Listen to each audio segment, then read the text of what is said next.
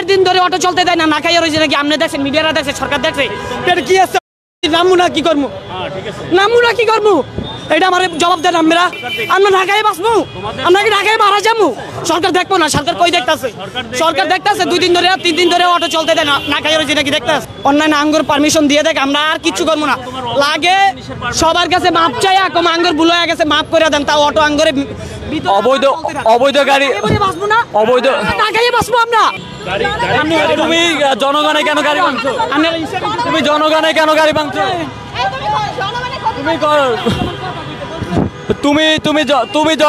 তুমি জনগণের গাড়ি তো ভাঙতে পারো না, এটা তো অন্যায়।